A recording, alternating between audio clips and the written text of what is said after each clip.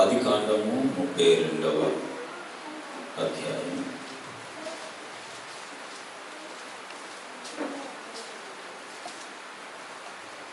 అందరు బైబిల్ తీయండి. ఆదికాండము 32వ అధ్యాయము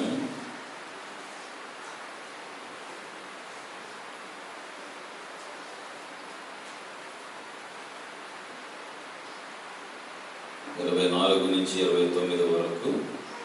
మన మధ్య సహోదరుడు జోష్ ఉన్నాడు. దేవుని యొక్క వాక్యాన్ని చదువుతాడు. యాకోబు ఒక్కడు మిగిలిపోయాడు, వెనుగులాడాను, కొట్టాను.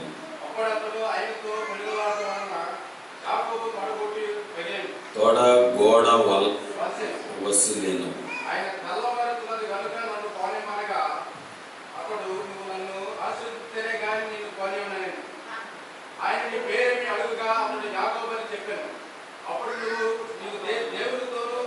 అప్పుడు ఆయన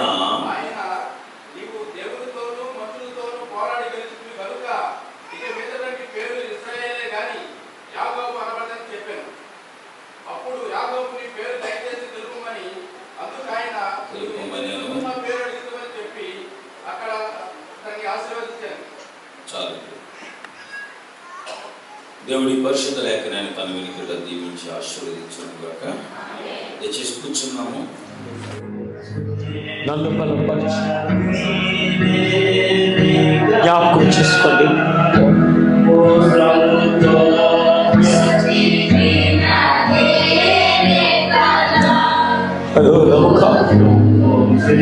ఇక్కడ ఉన్న వాళ్ళు ఎవరు కూడా యోగ్యులుగా లేరు.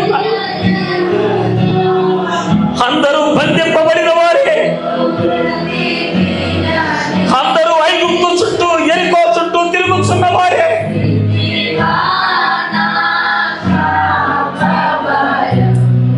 మమ్మల్ని విడిపించు. ఐగుప్తు అనే పాపం నుంచి మమ్మల్ని విడిపించు. యెరికో అనే మరణము నుంచి విడిపించండి. మాకు స్థిరమైన ప్రవచన వాక్యం మాకు ఒకటి ఉన్నది ప్రభువా. అది చీకటిలో వెలిగించే వాక్యం అయి ఉన్నట్లున్నది. దాని యందు మేము నమ్మిక ఉంచులాగా మాకు సహాయం చేయండి. మమ్మల్ని బలపరచు. మమ్మల్ని బలపరచు. అరికాలు మొదలుకొని నడినెత్తి వరకు మాలో కొంచెమైనా స్వస్థత లేదు ప్రభు. నాలో కొంచెమైనా స్వస్థత లేదు నాయనా. బలహీనుడనయ్యా, నేను బలహీనుడను, నేను బలహీనుడను, నేను బలహీనుడను ప్రభు. నాతో మాట్లాడు.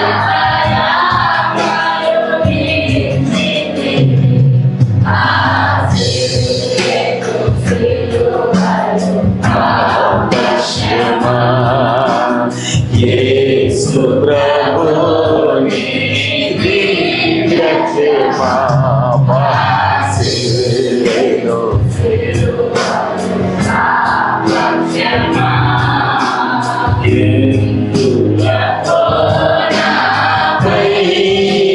ప్రేమ అందదయ స్వామి మదికి ఎందులకోన పై ప్రేమ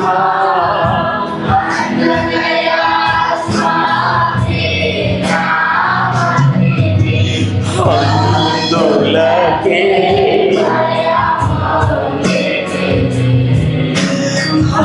అందులకే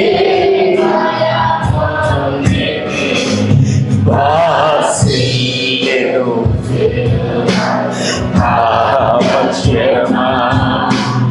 యేసు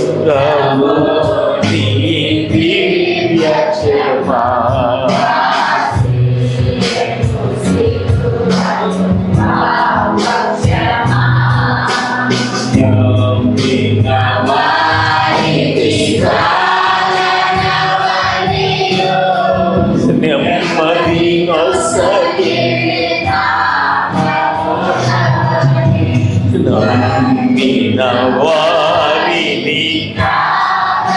మనలో ఏ మంచి లేదు. నువ్వు క్షేమంగా ఉన్నావంటే దేవుని కృప. అది ఒక్కటి మాత్రమే జ్ఞాపకం చేసుకో.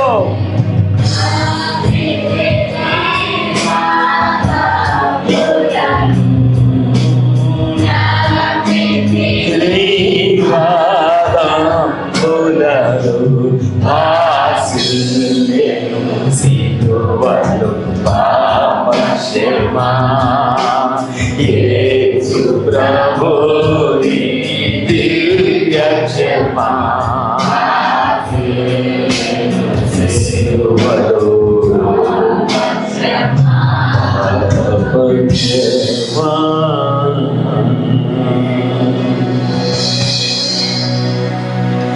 ఎందులకు నాపై ప్రేమ. ఎప్పుడన్నా ఆలోచన చేసావా? నువ్వెప్పుడు దేవుడు తోసేస్తూనే ఉన్నావు. నువ్వెప్పుడు దేవుడిని దూరం పెడుతూనే ఉన్నావు. ఆయన నీతో ఉండాలని ఆశపడుచు. ప్రతిసారి నువ్వు ఆయన ప్రక్కగా నెట్టేస్తూనే ఉన్నావు.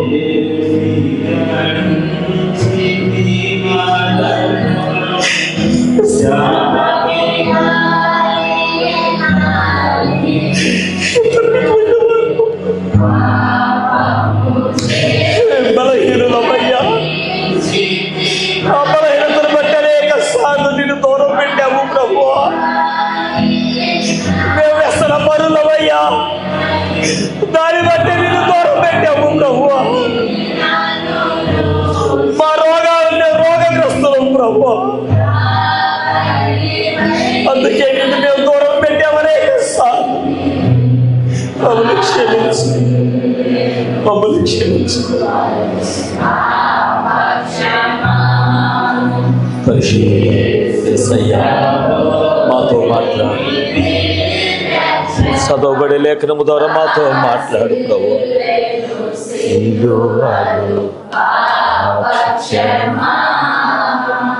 పరిశుద్ధుడా నీ నామానికి స్తోత్రములు.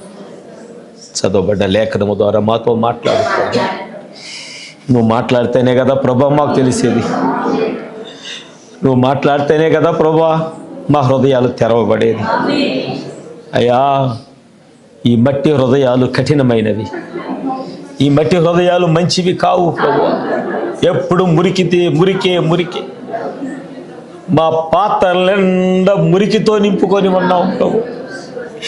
ఈరోజు నువ్వు తొలగించటానికి వచ్చి మా హృదయాల్లో ఉన్నటువంటి గర్వము, అహంకారం, రోత బ్రతుకును, పాపపు ఆలోచనలను, చెడ్డ స్వభావాలు, వాక్యమును నెరవేర్చలేనటువంటి స్వభావం, నీతో నడవలేని హృదయాలు కలిగి ఉన్న స్వభావం, అవన్నీ తొలగించి ప్రభువా మా పాత్రలను ఖాళీ చేయండి.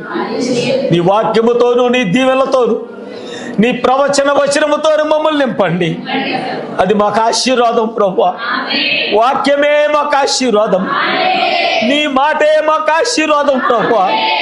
అట్టి వాక్యము మా పాత్రలో మీరు నింపి నీ నామమునకే మహిమ, ఘనత, ప్రభావాలు తెచ్చుకోమని ప్రభు అయిన యేసుక్రీస్తు నామములో ప్రార్థించి అడిగి వేడుకొనిచున్నాము తండ్రి, ఆమేన్. దయచేసి కూర్చుందాం అందరము.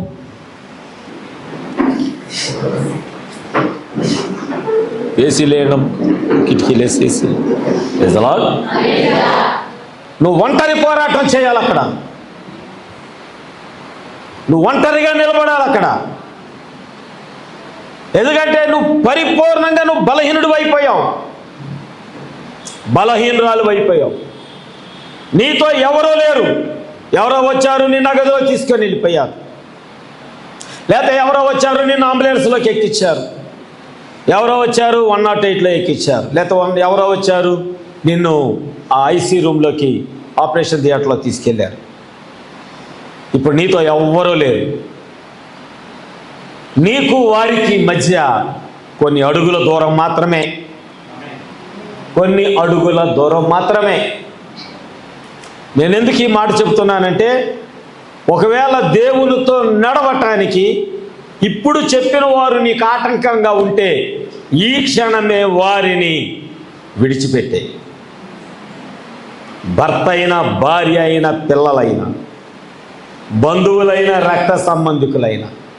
ఇది నేను చెప్తున్న మాట కాదు, యేసుక్రీస్తు ప్రభుల వారు తన శిష్యులతో చెప్పిన మాట.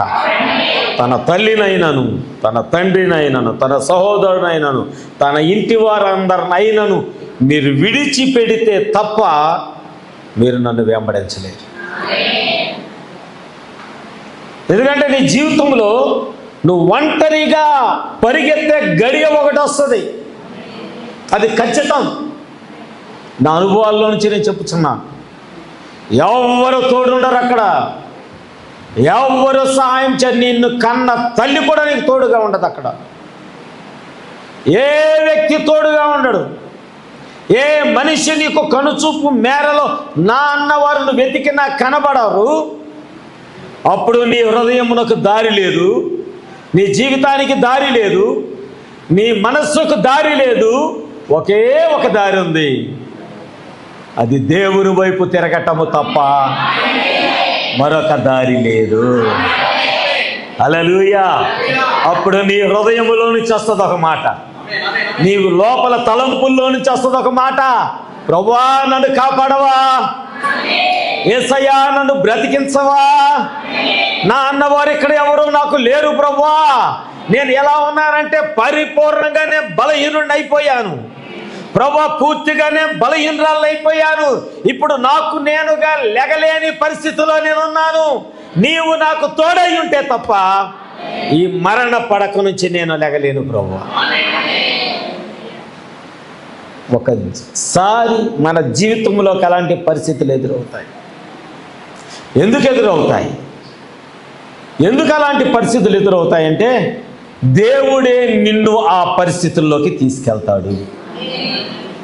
నీకు తెలుసా? దేవుడే మనలను ఆ పరిస్థితుల్లోకి నెట్టేస్తాడు. మనం అనుకుంటాం నేను చాలా బలవంతుడిని, మనం అనుకుంటాం నేను చాలా యోగ్యుడిని, మనం అనుకుంటాం ఇప్పుడు నా ఆరోగ్యం ఏమంటే ఎలా ఉన్నారంటే మాకేంటంటే మేము చాలా దిట్టుగా ఉన్నాం, చాలా దిండుగా ఉన్నాం, మంచి ఆరోగ్యంగా ఉన్నాం. అదేం ప్రశ్న, ఎలా ఉన్నారు, ఎన్ని చేశారంటే మాకు రోగిష్టోడిని అడిగినట్టుగా. కొంతమంది ఆ ప్రశ్న అడిగితే కొంతమందికి బాగోదు, ఇష్టపడరు. ఏంటంటే ఎలా ఉన్నారంటే ఇంకా వెంటనే వాళ్ళు సీరియస్ అయిపోతారు. ఇంకా వాళ్ళు అనుకుంటారు ఏంటి ఒక రోగిష్టిని అడిగినట్టు అడిగారు, ఏదో రోగంతో ఎన్నో రోజులు జబ్బు పడతా హాస్పిటల్ చుట్టూ తిరిగేవాడిని అడిగినట్టు ఉన్నారు. మాకేమైందండి, మేము బాగానే ఉన్నాం, మాకేం రోగం లేదు, నొప్పులు లేవు, మమ్మల్ని ఎప్పుడు ఇంకోసారి అట్లా అడగమాకండి అని మొహమాటం లేకుండా అడిగేవాళ్ళు కూడా ఉంటారు. ఆ సమయంలో దేవుడు నిన్ను ఏం చేస్తాడో తెలుసా? నీ బలమంతా ఉడికిపోయేలాగా చేస్తాడు. నీ బలమంతా నీలో నుంచి తొలగిపోయేలాగా చేస్తాడు. Praise the lord. నేను నా బలం మీద ఆధారపడి అనుకున్నావు చూసావా, ఆ బలమంతా నీలో నుంచి దేవుడే తొలగిస్తాడు. ఇప్పుడు నువ్వు ఎలా అయిపోతావంటే పరిపూర్ణముగా బలహీనత, పరిపూర్ణముగా బలహీనత. Praise the lord. అప్పుడు నువ్వు ఖచ్చితంగా ఎవరి వైపు చూడాలంటే దేవుని వైపే చూడాలి. కానీ ఇక్కడ ఒక వ్యక్తి ఉన్నాడు, అతను నిజంగా చాలా బలహీనుడు. అతనికి ఇక్కడ కూడా కొన్ని విషయాలు మనం కొన్ని నేర్చుకోవాల్సిన విషయాలు ఉన్నాయి. నేను తీసుకునే తక్కువ సమయమే కానీ నేర్చుకోవాల్సిన విషయాలు చాలా ఉన్నాయి. Praise the lord. నిజంగా మన వర్తమాన సంఘాల్లో సమయాన్ని చూడరు, తెలుసా మీకు? మీరు ఎక్కడైనా మీరు రాజవర్ధన్ గారి సంఘం కానీ, జయకుమార్ గారి సంఘం కానీ, మన చుట్టుపక్కల ఉన్నటువంటి సంఘాలు, సికింద్రాబాద్ సంఘం కానీ, లేకపోతే బొలార సంఘం కానీ, లేకపోతే విజయవాడలో ఉన్నటువంటి మోషే గారి సంఘము కానీ, లేకపోతే జానయ్య గారి సంఘము కానీ, లేకపోతే కరుణాకర్ గారి సంఘం కానీ, లేకపోతే ఇంకా మన కృష్ణా గుంటూరు జిల్లా బయట ప్రపంచంలోనున్న మన మెసేజ్ చర్చిలో ఉన్న స్థలాలలో సమయాన్ని చూడరు. వాక్యము కొరకు వచ్చిన వాళ్ళు ఎవరండి? వాక్యము కొరకు వచ్చిన వాళ్ళు సమయాన్ని చూడరు. దేవుడు మాట్లాడుతుంటే ఎక్కడికి వెళ్తామండి? ప్రభు అడిగాడు, మీరు వెళ్ళిపోతారా? వాళ్ళు ఏమన్నారు? ఈ జీవవాక్యాన్ని విడిచిపెట్టి మేము ఎక్కడికి వెళ్తాం ప్రభువా? ఆ మనస్సు నీకు వస్తే నువ్వు దేవుడితో నడవగలుగుతావు. ఆ మనస్సు నీకు రాలేదనుకోండి, ఇదివరకు మనకి ఎలా ఉండేది, 10 ప్రార్థన చేస్తే, ప్రార్థన స్టార్ట్ చేస్తే కింద ఉన్నప్పుడు, చర్చి లేనప్పుడు, ఇప్పుడు ఆ సౌండ్ సిస్టమ్ పెట్టేదంతా ఖాళీగా ఉండి అక్కడ మనం పట్టా వేసేవాళ్ళు. అప్పుడు స్లాబ్ లేదు అక్కడ, అవునా? ఆ స్థలం నుంచి అవతలంతా పట్టా వేసి, పైన పట్టా వేసి మీరందరు నేడునుంటే నేను ఎండలో ఉండి వాక్యం చెప్పేవాడు. అదే ఫలం ఇది కదా. అక్కడ ఉండి ఎండలో ఎంత అయ్యేది మనకు సమయం, 2:30. 10 గంటలు స్టార్ట్ చేస్తే 2:30. ఏదో భక్తి, ఆ వాక్యం మీద ఆసక్తి. అది నాలో ఉన్న చివరి రక్త బొట్టు వరకునే వాక్యం చెప్పడానికే నేను సిద్ధపడి ఉన్నా. నా ప్రాణం పోయేంత వరకు నేను వాక్యం చెప్పడానికే సిద్ధపడి ఉన్నా. నా బ్రతుకు దినములన్నీ కూడా దేవుని యొక్క రాజ్యానికి వారసులుగా సంఘాన్ని మార్చడానికే నేను సిద్ధంగా ఉన్నా. ఎందుకంటే ఒకప్పుడు నేను దేవునికి దూరంగా జీవించిన వాడిని. కానీ శాశ్వతమైన ప్రేమతో ఆయన నన్ను ప్రేమించి తన హక్కును చేర్చుకున్నాడు. ఎవరో చేర్చుకోవాలి అలాగా. నేను ఇందాక అన్నానే, నువ్వు ఒంటరిగా నిలబడాలని. అక్కడ నా తల్లి లేదు, నా తండ్రి లేడు, నా భార్య లేదు, నేను కన్నా నా పిల్లలు లేదు. కానీ ఆ స్థలంలో ఒకే ఒకళ్ళు ఉన్నారు నాతో. నా దేవుడు నాతో ఉన్నాడు. ఆయన ఒక్కడే ఉన్నాడు. ఎవరు లేని స్థలములో ఆయన ఒక్కడే నీతో నిలబడేది. అందరూ త్రోసేయచ్చు, అందరూ విడిచిపెట్టచ్చు. కానీ నువ్వు ఒంటరిగా నిలబడినప్పుడు నీతో నిలబడేది మాత్రం ప్రభువైన యేసుక్రీస్తు మాత్రమే. అప్పుడు చూసుకో నువ్వు, నా బలం ఇది, నా ఆరోగ్యం ఇది. నువ్వు అన్నావు కదా, ఏమైంది, నా బాగానే ఉన్నానని. అప్పుడు నీకు గుర్తు రావాలి ఈ మాటలు. దైవ సేవకుడు రోజు చెప్పాడు, దేవుడు మాట్లాడాడు. నువ్వు ఒంటరిగా నిలబడిన సమయంలో ఎవరు నీతో ఉండరు. నిలబడేది ఒకే ఒక ఆయన. తల్లి గర్భములో నిన్ను నిర్మించిన నీ దేవుడే నీతో నిలబడాలి తప్ప మరొకరు ఎవరు నీతో నిలబడరు. ఆమేన్, హల్లెలూయా. ఈ సమయంలో మనం గమనించాల్సింది ఏంటంటే, యాకోబు చాలా బలవంతుడు. యాకోబు హెబ్రీ తల్లులంట ప్రవక్త చెప్తున్నాడు, బిడ్డ పుట్టగానే పేరు పెట్టి పిలుస్తారంట. ఆమేన్. హెబ్రీ పిల్లలు బిడ్డ పుట్టగానే పేరు పెట్టి పిలుస్తారు. ఆ తల్లి అంట యాకోబు అని పిలిచిందంట ఆయన్ని. ఆ తల్లి అంట అతను ఏశావు అని పిలిచిందంట. ఆమేన్. ఆ తల్లికి తెలుసు యాకోబు అంటే మోసగాడని. అయినను అతను యాకోబు అనే పిలిచింది. అతడు ఎలాంటి వాడు? బలవంతుడు. అతడు ఎలాంటి వాడు? ఏశావు కంటే ఎక్కువ జ్ఞానం కలిగిన వాడు. అతడు ఎలాంటి వాడు? ఎల్లప్పుడూ కూడా తాత దగ్గర, అబ్రహాం అనే తన తాత దగ్గర ఎల్లప్పుడూ జీవవృక్షం యొక్క ఫలాల గురించి తెలుసుకున్నవాడు. ఆమేన్.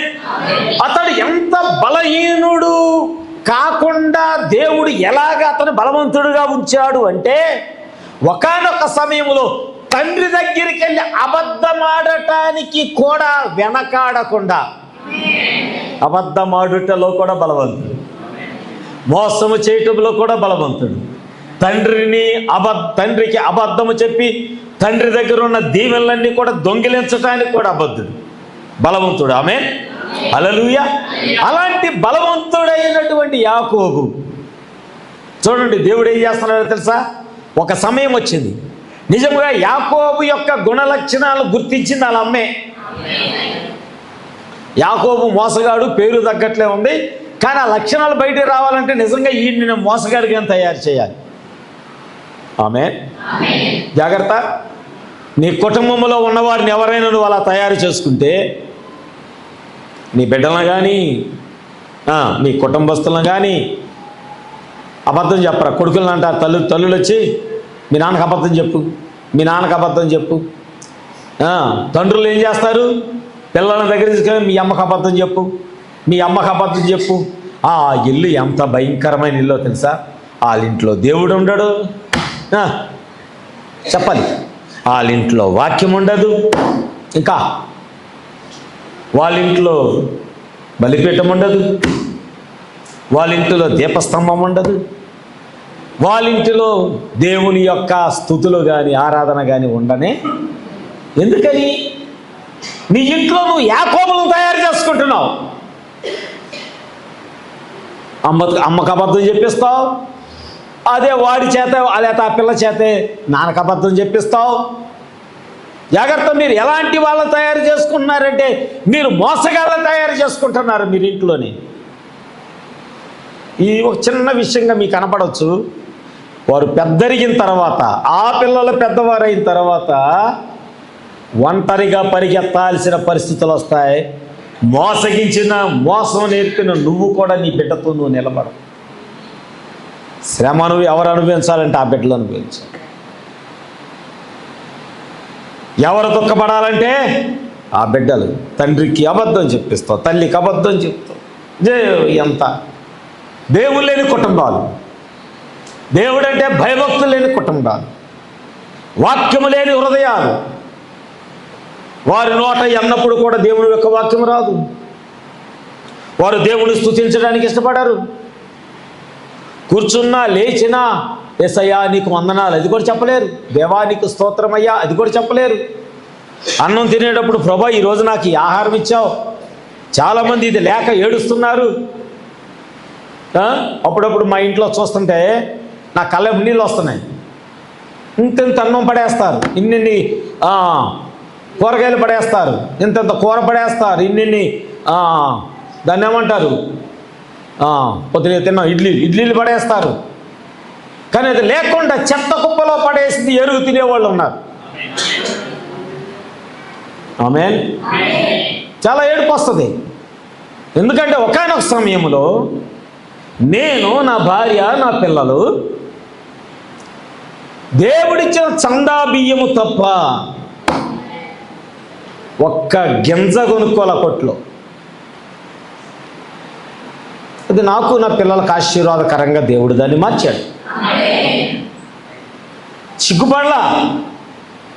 కోటా బియ్యం తినడానికి సిగ్గుపడలా, నూకల బియ్యం తినడానికి సిగ్గుపడలా. అప్పుడు చందా బియ్యం అంటే కోటా బియ్యమే వచ్చాయి. ఎందుకంటే అందరూ కోటా బియ్యమే తినేవాడు. చాలామంది బయట ఎక్కడైనా ప్రార్థనలకు వెళితే వాళ్ళు అడిగేవారు, పాస్టమ్మని అడిగేవాళ్ళు, అమ్మగారు చందా బియ్యం ఏమైనా ఉన్నాయా, ఉంటే మేము కొనుక్కుంటాం. నేను చెప్పాను అమ్మొద్దు, దేవుడు మనం తినటానికి ఇచ్చాడని. మనం తినటానికి ఇచ్చాడు దేవుడు. నూకల బియ్యం తినటానికి ఇచ్చాడు దేవుడు. నీకు ఇచ్చిన ఆశీర్వాదాన్ని విడిచిపెట్టుకోవద్దు. అది కొద్దిదే, అది కొంచెమే, కానీ దేవుడు దాన్ని ఎంత ఆశీర్వాదకరంగా మారుస్తాడో తెలుసా? కొంచెమే, చిన్న మొక్కే ఎంత ఆశీర్వాదకరంగా మార్చబడిందో తెలుసా? నిజమా? ఈరోజు దేవుడు మనతో మాట్లాడుచున్నప్పుడు నువ్వు పెద్ద పెద్ద ఆశించ మాకు, ఆ చిన్న మొక్కనే ఆశించు. అది నీ కుటుంబానికి ఎంత దీవెనంటే ఈరోజు దేవుడు మనతో మాట్లాడబోతున్నాడు. ఆ లేఖనాన్ని నీ హృదయంలో పెట్టుకునేది. ఈరోజు మాట్లాడబోతున్న వాక్యాన్ని హృదయంలో పెట్టుకో. హల్లెలూయా. నేనంటాను, దేవుడు ఇచ్చిన దాన్ని వ్యర్థం చేయొద్దు. దేవుడిచ్చేదాన్ని బయట పారేయొద్దు. ఆమేన్. నీకేది ఎంత కావాలో అంతే వండుకో. ఓ చాలలేదు మరలా ఇంకో గిద్దెడు వండుకో, చాలలేదు ఇంకో గ్లాసు వండుకో. ఆమేన్. ఒకవేళ మీరు అలాంటి పరిస్థితుల్లో యాకోబు మోసగించినట్లుగా నీ కుటుంబాన్ని నువ్వు మోసగిస్తే, నీ తండ్రిని మోసగించడానికి ప్రయత్నం చేస్తే, తల్లేను యాకోబుని మోసగాడిగా తయారు చేస్తుంది. ఈ మోసగాడు వెళ్ళి తండ్రిని మోసం చేశాడు. కానీ ఒకరోజు వచ్చింది, ఒక్కడు మిగిలిపోయింది. ఎంతమంది? ఎంత సంతానం అండి? అబ్రహాము సంతానం గొప్ప సంతానం. అబ్రహాము పనివారు చాలా మంది ఉన్నారు, ఇస్సాకు పనివారు చాలా మంది ఉన్నారు, పెద్ద బలగం ఉన్నది. ఆమేన్. కానీ ఇక్కడ ఒక్కడు మిగిలిపోయాను. ఒక్కడే. ఎవరైనా ఉన్నారా? పరిగెత్తాడు, రన్నింగ్ రన్నింగ్ రన్నింగ్. యాకోబు రన్నింగ్ రన్నింగ్ రన్నింగ్. పరిగెత్తాడు పరిగెత్తాడు, ఎవడూ లేడు. ఎందుకొరకు యాకోబా పరిగెడుతున్నావంటే, అయ్యా నేను నా అన్నను జయించలేను, నా తోబుట్టువుని నేను జయించలేను, నేను ఇప్పుడు బలహీనుడైపోయాను. ఆమేన్.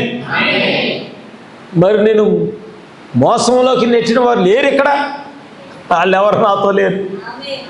మోసంతో సంపాదించిన ఆశీర్వాదం ఏది? అది కూడా లేదు. మోసంతో సంపాదించిన దీవెనలేయి, అవి కూడా లేవయ్యా. మరి ఏంటి యాకోబు నీ పరిస్థితి? నేను బలహీనుడనయ్యా, నేను జయించలేనందుకే పరిగెడుతున్నా. నీ భార్య ఉండాలి, నీకు పిల్లలు ఉండాలి, నీకు 2 భార్యలు ఉండాలి. చాలామంది పిల్లలు ఉండే 11 మందో 12 మందో డజన్ల కొలది పిల్లలు కన్నా ఏరు వాళ్ళు. నీకు ఒక సైన్యం ఉండాలి, ఏరు వాళ్ళు. నీ గొర్రెల కాపర్లు ఉండాలి, వేలు వాళ్ళు. నీ పనివారు ఉండాలి, ఏరి ఏరి ఏరి. యాకోబు అంటాడు, వాళ్ళెవ్వరూ నాతో రాలేదు, నేను బలహీనుడైనప్పుడు. నేను పరిగెడుతుంటే నేనున్నానని అభయం ఇచ్చిన వారు ఎవరు లేరు, నాకు తోడుగా నిలబడిన వారు లేరు. నేను ఒంటరిని అయిపోయాను. ఎవరు నిలబడాలి?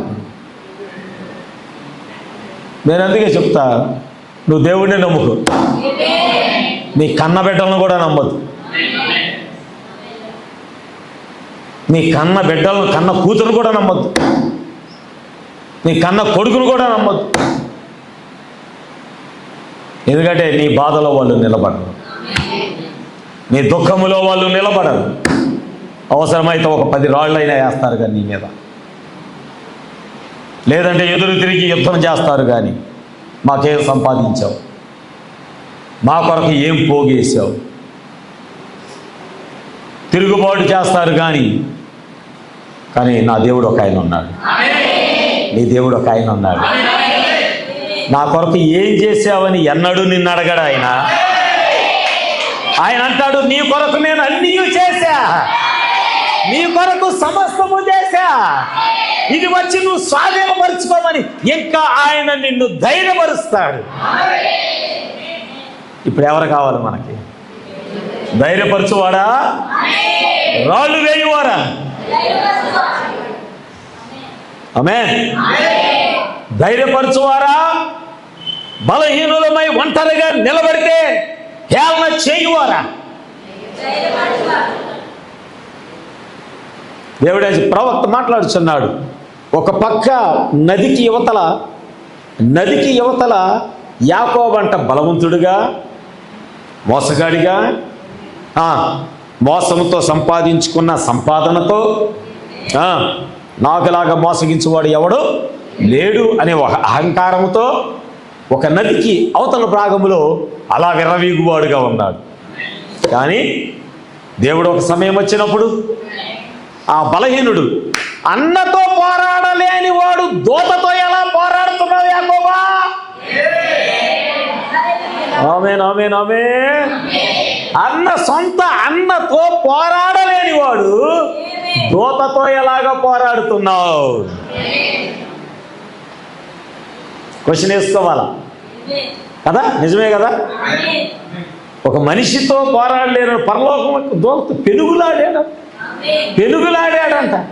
తెల్లవారుగా విడిచిపెట్టాల. ఎంత బలవంతుడిగా ఉన్నాడో!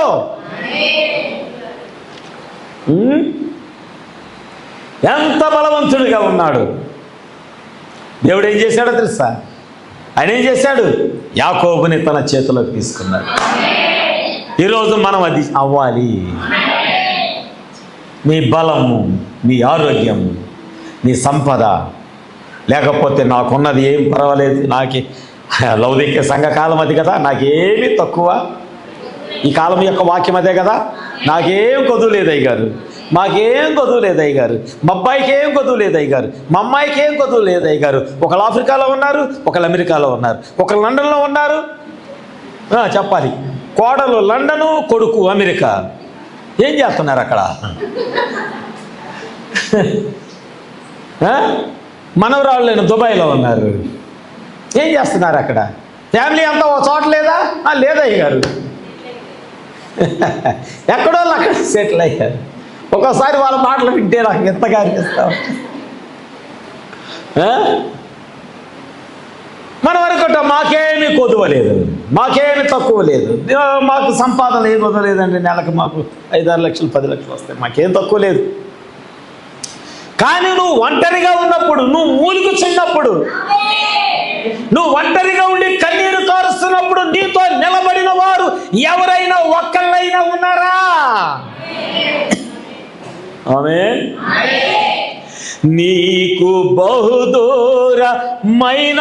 నన్ను చేరదీసిన నా తండ్రివి, నీకు బహుదూరమైన నన్ను చేరదీసిన నా తండ్రి,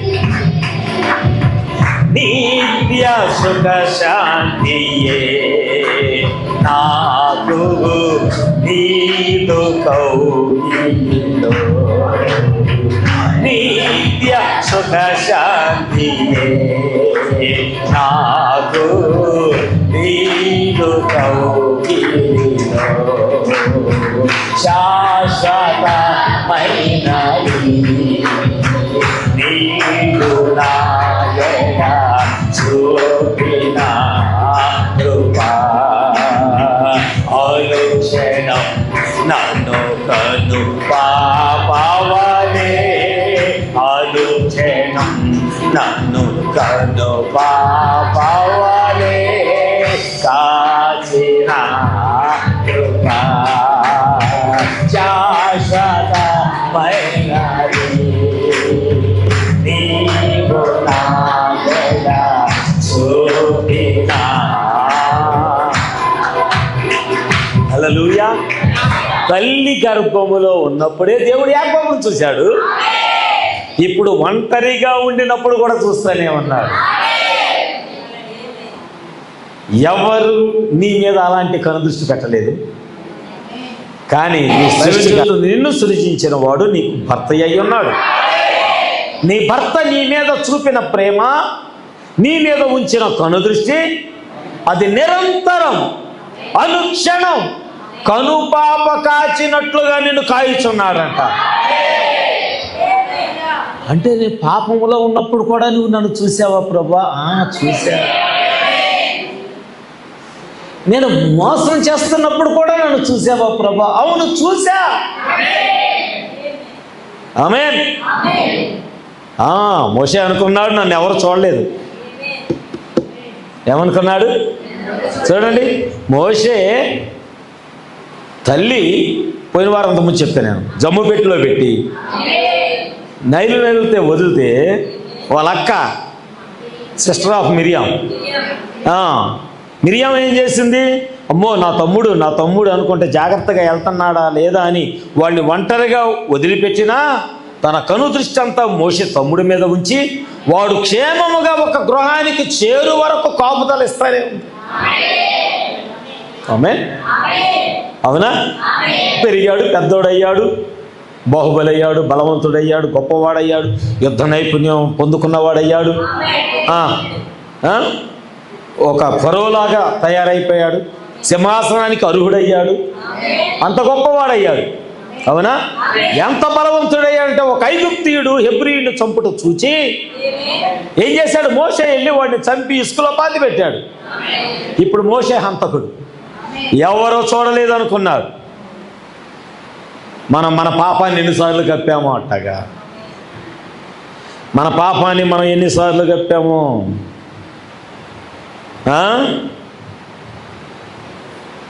తండ్రికి కనపడకుండా, తల్లికి కనపడకుండా నీ పాపాన్ని ఎన్నిసార్లు కప్పావో గుర్తు చేసుకో. ఎన్నిసార్లు దుప్పటేసి కప్పేశావో. ఒకవేళ నీ తల్లిలో నీ తండ్రో చూడటానికి వస్తే ఆ దుప్పటి కింద కనపడకుండా ఎన్నిసార్లు కప్పివేసావో చూసుకో.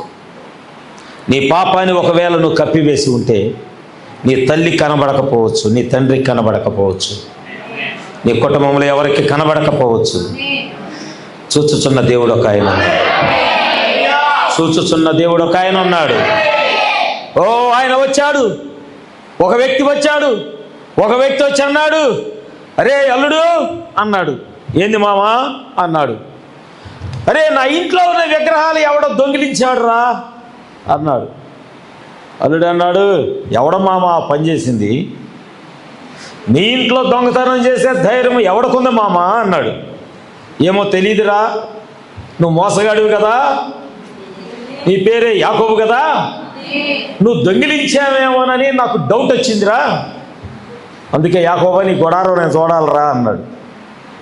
యాకోబు అన్నాడు, మామ నీ ఇంట్లో దొంగతనం చేస్తే వాడు శాపగ్రస్తుడు అగును గాక అన్నాడు.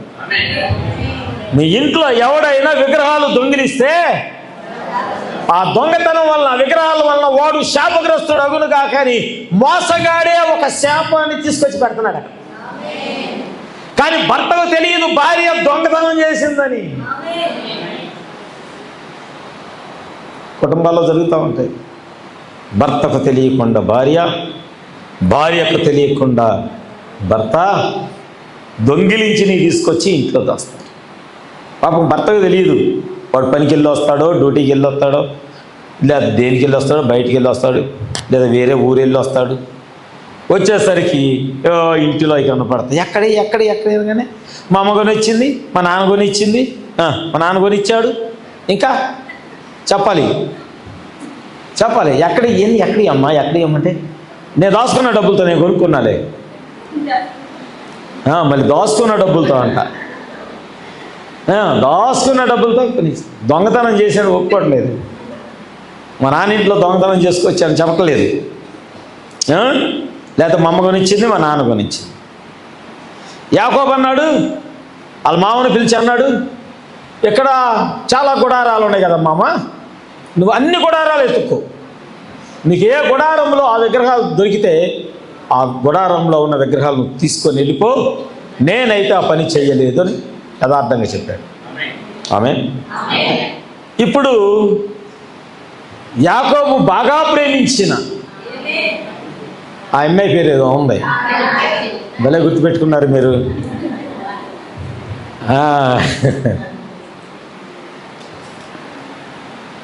ప్రేమ గుడ్డిది కదా, భార్య చేసిన తప్పులన్నీ కప్పేస్తుంది. భార్య ప్రేమ ఎంత గుడ్డిదంటే భార్య ఏది చెప్తే అదే 100% నిజం అనిపిస్తుంది. అందుకే నేను చాలాసార్లు చెప్తాను, ఎక్కువ ప్రేమించద్దు, మోసపోతారు. భార్యనైనా భర్తనైనా పిల్లలనైనా ఎవరినైనా సరే ఎక్కువ ప్రేమించొద్దు, మోసపోతారు.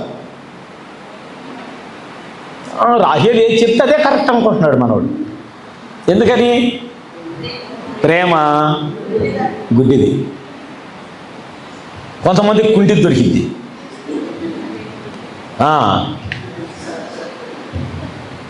రైజలా ఇప్పుడు యాకోబు భార్య ఏం చేసింది? దొంగిలించిన వస్తువులు స్టోరీ చెప్పండి.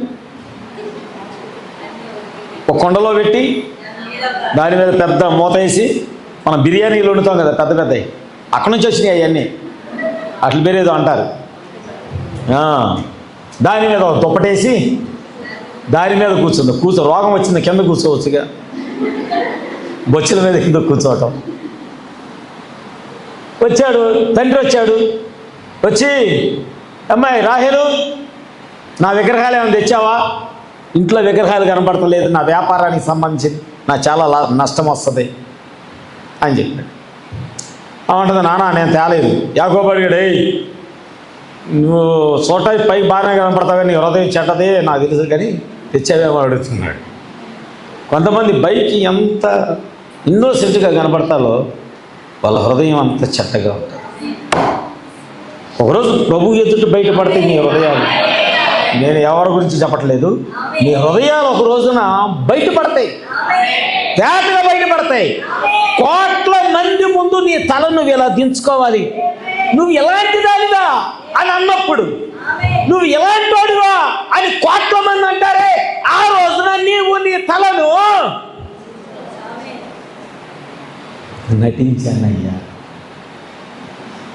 ఏం చెప్పాలి? నటించా.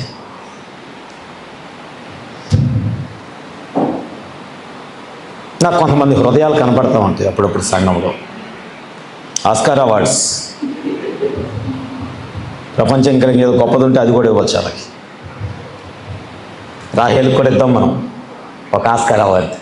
తండ్రిని మెప్పించింది, ప్రేమించిన లవర్ని మెప్పించింది, యాకోబు గారిని మెప్పించింది. యాకోబు యాకోబు అంటున్నా, నాకు తెలియని రోగం ఎప్పుడు వచ్చింది దీనికి. భర్త అనుకుంటున్నాడు, నాకు తెలియని రోగం ఎప్పుడు వచ్చింది. ఆడవాళ్ళు పడకేస్తానండి అస్సలు నువ్వు లేదు, ఎంత ఏది చేస్తానన్నా సరే ఆ పట్టు మాత్రం వాళ్ళు విడిచిపెట్టరు. పుట్టింటికి వెళ్ళు అని చెప్పు, ఎంత రోగం ఉన్నా సరే, నాకెక్కడిది ఇందాకే తగ్గిపోతే, నాకెక్కడిది రోగం ఇందాకే తగ్గిపోయింది. చూసారా, రాహేలు తన పాపాన్ని, తను చేసిన పాపాన్ని కప్పటానికి ఏం చేసింది? లేని రోగాన్ని మేపిస్తుంది. యాకోబు మోసగాడే కానీ యథార్థవంతుడు కూడా. ఎంత యథార్థవంతుడు అంటే దేవుడు వచ్చి అడిగాడు, యాకోబు నీ పేరేంటి? ఏమన్నాడు? మోసగాడి. ఇది యథార్థత. నేను పాపిని ప్రభా, ఇది యథార్థత. నేను దోషిని ప్రభా, ఇది యథార్థత. నాలో మంచితనమే లేదు ప్రభా, ఇది యథార్థత. నేను ఘోర పాపిని ప్రభా, ఇది యథార్థత. దేవుని దగ్గర ఇది ఒప్పుకోవాలి. ఆ తగ్గింపు రావాలి. అందుకని మనం ఏం చేయాలి తెలుసా? ఆ తగ్గింపు రావాలంటే ఆయన చేతులకు వెళ్ళిపోవాలి. ఒక నదికి అవతల యాకోబు బలవంతుడిగా, మోసగాడిగా, మోసగించేవాడిగా, మోసపోయేవాడిగా, తెలివి కలిగిన వాడిగా, నక్క జిత్తులో ఉన్నవాడుగా, ఇంకా సంపాదన ఉన్నవాడుగా, గొర్రె మందలో ఉన్నవాడుగా అందరూ కనబడుతున్నాడు. కానీ నదికి అవతల పక్క దేవుని చేత పట్టబడి, దేవుని చేతిలో విరవబడి, ఆమేన్ హల్లెలూయా, దేవుని చేత విరవబడి, దేవుని చేత నలగగొట్టబడి ఎలా ఉన్నాడో తెలుసా? దేవుని చేతిలో విరచబడిన రాజకుమారుడిగా ఉన్నాడు. హల్లెలూయా. ఒక ప్రక్క బలవంతుడే, కానీ ఇక్కడ బలవంతుడైన మోసగాడు, బలహీనుడైన రాజకుమారుడు. ఆమేన్ ఆమేన్ ఆమేన్ ఆమేన్. బలవంతుడైన మోసగాడు, బలహీనుడైన రాజకుమారుడు. బలహీనుడైనా పర్వాలేదు, కానీ నేను రాజకుమారుడిగా ఉండాలనుకుంటున్నాను. ఇది మనం దేవుని దగ్గర నేర్చుకోవాల్సింది. మనం దేవునితో నడిచేటప్పుడు ఉండాల్సిన మన అనుభవం అది. యెహోవా చేతుల్లో పడుట ఎంత ఆశీర్వాదకరం, దేవుని చేతిలో పడుట ఎంత దీవెన. బైబిల్ చెబుతుంది, రథాలు నమ్ముకున్న వాళ్ళు, రాజులను నమ్ముకున్న వాళ్ళు, అధికారులను నమ్ముకున్న వారు కుప్పకూలి పడిపోయారు. కానీ దేవుని నమ్ముకున్న వాళ్ళు చక్కగా లేచి నిలబడి ఉన్నారు. హల్లెలూయా హల్లెలూయా. ఇప్పుడు నేను మోషేని అడగాలనుకుంటున్నా. మోషే ఇప్పుడు రాజ్యములో లేడు, తన అక్క తోడుగా లేదు, పాలిచ్చి పెంచిన తల్లి లేదు, ఉన్నది శత్రువుల చేతిలో. కానీ పాలిచ్చింది తల్లే, పెరిగింది రోజుల కుటుంబంలో. ఒక యువరాణి పెళ్లి కూడా చేసుకోకుండా మోషే కొరకు అలాగే ఉండిపోయి నిజముగా తన కుమారుడుగా పెంచుకుంటూ వచ్చింది. రాజకుమారుడుగా పెరిగాడు. చుట్టూత సైన్యం. మోషే రథం మీద వస్తుంటే అందరూ ఇలా కాలు వంచి ఇలాగా ఆయనకి నమస్కరించే వారిగా ఉన్నారు. ఆమేన్. నిజముగా అంత యోగ్యుడిగా ఉన్నాడు. అందరూ మోషే రథం మీద వస్తూ ఉంటే అందరూ అనుకున్నారు, మనకు కాబోయే రాజు, మనకు కాబోయే రాజు, మనకు కాబోయే రాజు. అందరూ కూడా గొప్ప బలవంతుడైన రాజు మనకు రాబోతున్నాడు. అందరూ అలాగే అనుకున్నారు, అందరూ అలాగే అనుకున్నారు. కానీ ఒక సమయం వచ్చింది, దేవుడు చూశాడు. మోషే దేవుడి దృష్టిలో అంతకుడుగా కనబడ్డాడు. Praise the Lord. అక్కడ ఐగుప్తు నుంచి, రాజ్యము నుంచి, తన వారందరి నుంచి, కన్న తల్లి నుండి, సొంత అక్క నుండి, తనకంటే 3 సంవత్సరాలు పెద్దోడైన అహరోను దగ్గర నుంచి, పెరిగిన రాజ కుటుంబంలో నుంచి ఒంటరిగా ప్రయాణం చేయాల్సి వచ్చింది. ఒంటరి అయ్యి వెళ్తున్నాడు, ఒంటరిగా వెళ్తున్నాడు. మోషే వెనక్కి తిరిగి చూసుకో. ఎడారి తప్ప అతని జీవితంలో ఎవరు లేరు. నీడలేని ప్రయాణం, ఒంటరి ప్రయాణం, తోడు లేని ప్రయాణం, ఒంటరి ప్రయాణం. మోషే నీ అక్కేది నైలు నదిలో వెళ్తుంటే అమ్మో నా తమ్ముడికి ఏమైనా అయిపోద్దేమోనని కాపాడిన అక్కేది. అక్క మాటలు ఒట్టి మాటలే, చెల్లి మాటలు ఒట్టి మాటలే. పాలిచ్చి పెంచిన తల్లేది, తల్లి మాటలు ఒట్టి మాటలే. రాజునే ఎదిరించి నీ కొరకు నిలబడిన నీ పెంచిన తల్లేది, ఆమెది ఒట్టి మాటలే. ముసలివాడైన ఫరో అన్నాడు, ఫరో మోషే నెక్స్ట్ ఫరో నువ్వే, ఐగుప్తు అంతటికి కాబోయే రాజువి నీవే, నీకు అభయం ఇచ్చిన నిన్ను రాజును చేస్తారన్న రాజే. చుట్టూ చూసుకున్నాడు, ఎవడో లేడు. ఒకరోజు నీకు ఆ పరిస్థితి ఎదురొస్తే జాగ్రత్త, నా బలము నా ధనము అని విర్రవీయావు, నాకేమి తక్కువ కాదని నువ్వు అనుకుంటున్నావు, నాకేమి కొదువు లేదని నువ్వు అనుకుంటున్నావు. నేను గురువారం దేవుడు మనతో మాట్లాడలేదా? ఆయన అన్నాడు, అయినా నువ్వు గుడ్డోది, అయినా నువ్వు గుడ్డిదాన్ని, వచ్చి కాటు కొనుక్కో.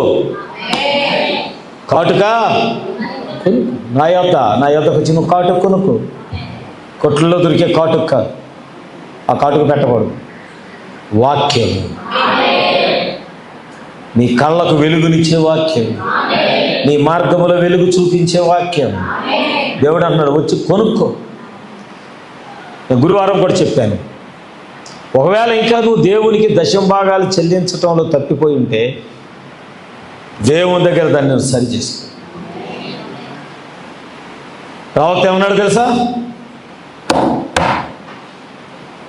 ప్రభురాత్రి భోజన పరిచర్యలో రొట్టె కానీ ద్రాక్షారసం తీసుకోవటానికి వారికి యోగ్యత లేదు. నా మాట చెప్పలేదు, ప్రవక్త వాక్యం రుజువు చెప్తా. నువ్వు దశమ భాగం నీ కలిగిన యావత్ అంతటిలో, నీ నీ రాబడి అంతటిలో నుంచి నువ్వు దశమ భాగం తీయలేకపోతే ఆ రొట్టెలో తీసుకోవటానికి వస్తే దేవుడి కంటే నువ్వు అయోగ్యులుగా కనబడతావు. 99% మంచి పని చేశావు. అమ్మా వింటున్నారా? అందరు ఎక్కడే ఉన్నారా? ముగించుకున్నాం. చాలా ఉంది వాక్యం, అసలు ఇంకా నేను సబ్జెక్ట్లోకి వెళ్ళలేదు. వెళ్దాం, కొద్ది టైం చూసుకోమాకండి. మీకు ఇక్కడ ప్రార్థన అవగానే యవనస్తులు చేతులు ఎత్తండి, యవనస్తులు చేతులు ఎత్తండి, గట్టిగా ఎత్తండి. అందరికీ ఒక గ్లాస్ మంచినీళ్ళు ఇవ్వండి. వాక్యం అవగానే అర్థమైందండి, మంచినీళ్ళు తాగి వెళ్తా. రైట్, ఇప్పుడు ఎక్కడ ఉన్నాం మనం? ఏమండి? మోషే దగ్గర ఉన్నాం కాదు, తర్వాత ఇంకో చోటకు వచ్చాను నేను, దశంభాగం దగ్గరికి వచ్చాను. ప్రవక్త అన్నాడు, నువ్వు రొట్టెలో ద్రాక్షారసములో పాలిభాగస్తులు అవ్వాలి అంటే ఖచ్చితంగా దేవునికి నీవు నీ భాగాన్ని ఆయన చేతిలో పెట్టాల్సిందే. అది ఎంతదైనా అది దేవుని చేతిలో. ఎందుకంటే ఎవరు దశమ భాగము చెల్లించారో వారికే మెల్కీసెదెకుకి రొట్టిచ్చాడు, వారికి మాత్రమే ద్రాక్షారసం ఇచ్చాడు. అబ్రహాంతో చాలామంది లేరా? యుద్ధానికి వెళ్ళిన వాళ్ళు చాలామంది లేరా? ఉన్నారా లేరా? నా సొంత మాట చెప్పట్లా, ఈ కడియ యొక్క వర్తమానికుడు చెప్పిన మాట చెప్తున్నా నేను. ఎందుకంటే నా కొరకు ఆయన వర్తమానం తీసుకొచ్చాడు, నా కొరకు ఒక వాక్యాన్ని తీసుకొచ్చాడు. ఆమేన్. ఎందుకంటే ఇప్పుడు యాకోబు దగ్గర కూడా ఒక వర్తమానం వచ్చింది, ఒక వర్తమానికుడు వర్తమానాన్ని తీసుకొని యాకోబు దగ్గరికి వచ్చాడు. ప్రైజ్ ది లార్డ్, హల్లెలూయా. నేనైతే అదే ప్రార్థన చేస్తున్నా, ప్రభువా వర్తమానము తీసుకొచ్చే వర్తమానికుని మా మధ్యకి పంపు ప్రభువా. అది ఎలాంటి వర్తమానం? పెద్దది కాదు, పెద్ద వర్తమానం కాదు, చిన్నదే. కానీ అది దేవుని యొద్ద నుంచి వస్తే అది చిన్నదైనా గంపలు నింపబడతాయి. ఈరోజు అలాంటి గొప్ప ఆశీర్వాదాన్ని దేవుడు సంఘానికి ఇవ్వాలని ఆశపడుతున్నాడు. దాని కొరకు మనం ఏం చేయాలి?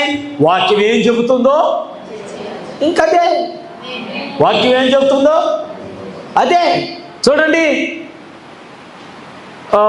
ప్రవక్త వర్తమానంలో ప్రవక్త ఏమని చెప్తున్నాడంటే, ఒక మాట నేను చెప్తాను నేను. రైట్, మోషే ముగించుకొని అక్కడికి వెళ్తా. ఇప్పుడు మోషే ఒంటరివాడయ్యాడు, అరణ్యంలో ప్రయాణం చేశాడు. 80 సంవత్సరాలు వచ్చినాయి. 40 సంవత్సరాలు ఇక్కడే ఉన్నాడు కదా, 40 సంవత్సరాలు అడవిలో గొర్రెలు కాస్తున్నాడు.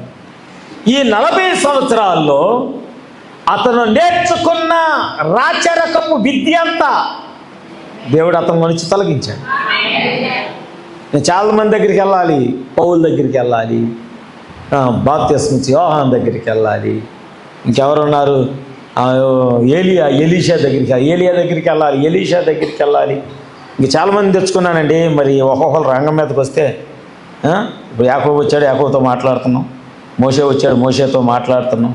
చాలామంది తీసుకొని వచ్చాను. మరి వచ్చేటప్పుడు మిమ్మల్ని వాళ్ళందరినీ పరిచయం చేయాలనుకుంటున్నాను నేను. మరి ఎంతమంది వాళ్ళని కలుసుకొని వెళ్తారో నాకు తెలియదు, కానీ ఈరోజు దేవుడు ఒక గొప్ప కార్యం చేయబోతున్నాడు.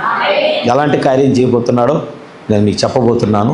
నువ్వు ఊహించవు, దేవుడు నిన్ను అడిగేది నువ్వు ఊహించవు. గుర్తుపెట్టుకోండి, దేవుడు నిన్ను అడిగేది నువ్వు ఊహించవు. ఆమేన్, ఆమేన్. మోషే వచ్చాడు. మోషే వచ్చిన తర్వాత గొర్రెలు కాస్తున్నాడు. గొర్రెలు కాస్తుండగా ఒక వెలుగు ఆయన్ని ఆకర్షించి మోషే ఆ వెలుగు దగ్గరికి వెళ్ళాడు. తన భార్యను విడిచిపెట్టాడు, ఆ కంచర గాడిద మీద పిల్లల్ని తీసుకొచ్చాడు, వాళ్ళని విడిచిపెట్టాడు, తన గొర్రెలను విడిచిపెట్టాడు, అన్నీ విడిచిపెట్టి ఆ మండుచున్న పొద దగ్గరికి వెళ్ళాడు. వెళ్ళిన తర్వాత దేవుడు అన్నాడు, మొదట మోషే నీకున్నదంతా అక్కడ విడిచిపెట్టురా. నువ్వు ఆయన కలుసుకోవాలంటే మొదట చేయాల్సిన పని అదే. ఇది గుర్తుపెట్టుకో.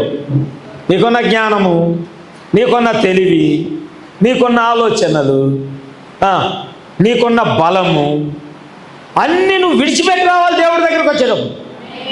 నాకు అది తెలుసు, నాకు ఇది తెలుసు, నాకు అంత తెలుసు, ఎంత తెలుసు. దేవుడు నిన్ను వాడుకోడు. దేవుడు నిన్ను వాడుకోడు. ఆయన కావాల్సింది ఖాళీ పాత్రలు. ఆమేన్. ఆయన కావాల్సింది ఖాళీ గిన్నెలు. ఆయన అన్నాడు కనాను విందులో, ఆ ఖాళీ రాతి బాణలు నా యొద్దకు తీసుకురండి. నిండువి కావు, ఖాళీ రాతి పాత్ర. ఆయన కావాల్సింది ఖాళీ చేయబడాలి. నిన్ను నువ్వు ఖాళీ చేసుకోవాలి. నీ బలాన్ని విడిచిపెట్టాలి, నీ సంపాదన విడిచిపెట్టాలి, నీ తెలివి విడిచిపెట్టాలి, నీ జ్ఞానాన్ని విడిచిపెట్టాలి, నీకు తెలిసిన విద్యలన్నీ విడిచిపెట్టాలి దేవుని దగ్గరికి రావాలంటే. అప్పుడే దేవుడు నిన్ను తనకిష్టమైన పాత్రగా మలుస్తాడు ఆయన. ఆమేన్, ఆమేన్. తనకిష్టమైన పాత్రగా మౌల్డ్ చేస్తాడు ఆయన. ప్రైజ్ ది లార్డ్, హల్లెలూయా. అందుకే మనం దేవుని చేతిలోకి వెళ్ళిపోవాలి. ప్రభువా నేను వస్తున్నా, నేను నీ చేతిలోకి వస్తున్నా. యాకోబు పెనుగులాడాడు. అతని బలము తండ్రి దగ్గర చెల్లింది, అతని బలము తల్లి దగ్గర చెల్లింది, అతని బలము తన మామ దగ్గర చెల్లింది. కానీ దేవుని దగ్గర అతని బలము చాలా లేదు. చివరికి ఏమయ్యాడు? యేసయ్య చేతిలోకి వెళ్ళిపోయాడు. యేసయ్య చేతిలోకి వెళ్ళగానే దేవుడు ఏం చేశాడు? మొదట విరవటం ప్రారంభించాడు. ఈరోజు నేను విరవబడాలని కోరుకునే ప్రతి వారికి ఆశీర్వాదము కలుగును గాక, ఇతరులకు ఆశీర్వాదకరముగా మార్చబడుదును గాక. నేను విరవబడాలనుకుంటున్నాను ప్రభువా. ఈరోజు దేవుడు నీ నుంచి ఏమి ఆశించట్లా. నువ్వు విరవబడతావా? మోషే లోబడతావా? నీకున్న విద్య, నీకు తెలిసిన జ్ఞానము, నీ రాచరికపు గర్వము. రాజులేంటి? రాజులకి ఎలాంటి గర్వం ఉంటుందో తెలుసండి? కళ్ళ ఎదుట ఒక వ్యక్తి చనిపోతుంటే నవ్వుతూ ఉంటారు. కళ్ళ ఎదుట నజ్జు అవుతున్నా ఇలా అంటారు. రాచరికపు గర్వం. దేవుడు అన్నాడు, అన్నీ అక్కడ విడిచిపెట్టి మోషే లోబడతావా? నా స్వరం విన్నావు కదా, లోబడతావా? హల్లెలూయా. మోషే మోషే అనగానే వెంటనే మోషే ఏమన్నాడు? చిత్తము ప్రభువా, చిత్తము ప్రభువా. ఒక హెబ్రీయుడు దేవుణ్ణి తప్ప ఎవడిని ప్రభువా అని పిలవడు. బండ గుర్తు పెట్టుకోండి.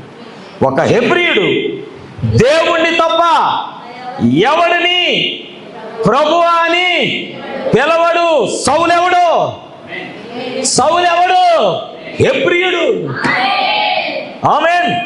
హెబ్రీయుడు దమస్కు మార్గంలో వెళుతుంటే మోషేను దర్శించిన అగ్ని స్తంభమే పిలిచినట్టుగా సౌలా సౌలా అని పిలవగానే ప్రభువా అని నిలబడవి. ఆ వెలుగుతో అంటున్నాడు ప్రభువా అని నిలబడవి. ఒక హెబ్రీయుడు తప్ప దేవుణ్ణి ప్రభు అని ఎవరిని పిలవడు. ఆమేన్. ఈరోజు ఆ ప్రభువే మనతో మాట్లాడుతున్నాడు. ఆయన ఏమన్నాడంటే, నువ్వు నా దగ్గర విరవబడతావా, నా చేతిలోకి వస్తావా అని దేవుడు అడుగుతున్నాడు. హల్లెలూయా. నిన్ను నా చేతులకు అప్పగించుకుంటావా అని దేవుడు నిన్ను అడుగుతున్నాడు. మనం ఏం చెప్పాలి? నన్ను నేను అప్పగించుకుంటా ప్రభువా. నీ చేతిలో పడుట గొప్ప భాగ్యము. దుష్టుడి చేతిలో పడితే నరకానికి నెడతాడు, కానీ నా దేవుడి చేతిలో పడితే నా కొరకు పరలోకం ఉన్నది. అక్కడ ఆమేన్. నా కొరకు పరలోకం ఉన్నది. నా దేవుడి చేతిలో పడతాను. మోషే లొంగిపోయాడు, అన్ని విడిచిపెట్టాడు. దేవుడు ఏం చేస్తాడంటే అతన్ని ప్రవక్తగా మార్చటం ప్రారంభించాడు. మోసగాడిని రాజకుమారుడిగా మార్చినట్లుగా హంతకుడిని ప్రవక్తగా మార్చడం ప్రారంభించాడు. దేవునికి స్తోత్రములు. హల్లెలూయా. నేను ఇప్పుడు యాకోబుని అడుగుతా, యాకోబా, ఇప్పుడు నువ్వు రాజకుమారుడు అయ్యావు కదా, మరి ఇప్పుడు నీ అన్నను ఎదుర్కోవడానికి వెళతావా? వెళతా. ఇప్పుడు వెళతా. మరి అంతకుముందు అప్పుడు నేను బలహీనుడను, మరి ఇప్పుడు దేవుని బలము నాలో పరిపూర్ణమగుచున్నది. ఇప్పుడు నేను బలహీనుడు కాదు, నేను క్రీస్తులో బలవంతుడిని. నేను ఎలాంటి శత్రువునైనా ఎదుర్కోవటానికి వెళ్ళగలను. ఆమేన్, ఆమేన్, ఆమేన్. ఇప్పుడు మోషేని అడుగుదాం. మోషే, ఐగుప్తు నుంచి పారిపోయి వచ్చావు కదా, ఐగుప్తులు చంపుతారేమోనని, మరి ఇప్పుడు నిన్ను దేవుడు అక్కడికే పంపబోతున్నాడు, మరి నువ్వు వెళ్తావా? మోషే ఏం చెప్పాలి? వెళతాను. ఎలా? అప్పుడు బలహీనుడిని, బలహీనతలో నా దేవుడు పరిపూర్ణమైన బలాన్ని దేవుడు. హల్లెలూయా. మోషే పారిపోయావు కదా, మరలా అక్కడికి ఎలా వెళ్తావు? దేవుని బలము, దేవుని శక్తి. హల్లెలూయా. నేను బలహీనుడనే, కానీ పోరాడే బలాన్ని దేవుడు నాకు ఇచ్చాడు. దూతతోనే, అన్నతో పోరాడలేని వాడిని దూతతో పోరాడే బలాన్ని ఇచ్చాడు దేవుడు, నా దేవుడు. Praise the lord. ఈరోజు దేవుడు మనకు కూడా పోరాడే బలాన్ని ఇస్తున్నాడు. ఈరోజు నువ్వు దేవునితో పెరుగులాడు, దేవుని దగ్గర పెరుగులాడు. సమస్యలకు నువ్వు పారిపోయి ఉండొచ్చు, అప్పులలో వస్తుంటే పారిపోయి ఉండొచ్చు. Praise the lord. లేకపోతే నీకు శత్రువులు ఎవరన్నా వాళ్ళు చూస్తే బాగోదేమనే వాళ్ళ నుంచి తప్పించుకోవడానికి నువ్వు పారిపోవచ్చు. లేకపోతే రాజమార్గాన్ని విడిచిపెట్టి డొంక మార్గాల్లో ఇంటికి వెళ్ళొచ్చు నువ్వు. Praise the lord. ఒక పిరికి వాళ్ళలాగా పారిపోతూ ఉండొచ్చు. అదంతా నీ బలహీనత. ఆమేన్. కానీ నీ బలహీనతలో దేవుడు తన బలాన్ని పరిపూర్ణం చేయనప్పుడు నువ్వు డొంకదారులు ఎత్తుకోవాల్సిన అవసరం లేదు. శత్రువులకి భయపడాల్సిన అవసరంలా, అప్పుల వాళ్ళకి నువ్వు భయపడాల్సిన అవసరంలా, నిన్ను తరుముతున్న వారికి నువ్వు భయపడాల్సిన అవసరం లేదు. హల్లెలూయా. ఎందుకంటే నిన్ను మార్చిన దేవుడే అవతల కూడా మారుస్తాడు. ఆమేన్. నిన్ను మార్చిన దేవుడు నీ శత్రువును మారుస్తాడు. నిన్ను మార్చిన దేవుడు నిన్ను తరుముతున్న వారిని మారుస్తాడు.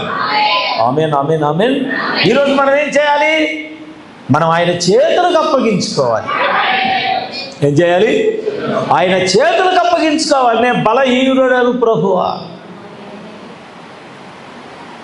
నాలో బలం లేదు, నాలో శక్తి లేదు, నాలో యోగ్యత లేదు, నేను అర్హుడను కాను.